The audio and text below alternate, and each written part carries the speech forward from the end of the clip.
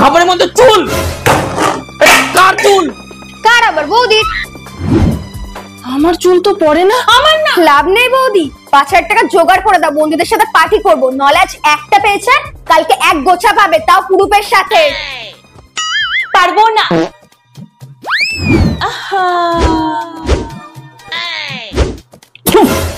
আবার চুল?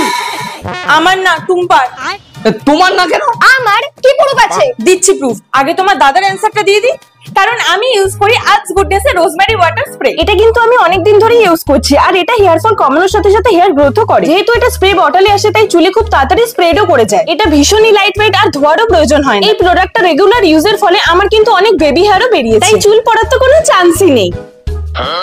এই যে প্রুফ। আমি জানতাম তুমি পরের দিন খাবারে আবার চুল মেশাবে, তাই তুমি টাকা চাওয়াতে আমি ইচ্ছা করে না বলেছিলাম।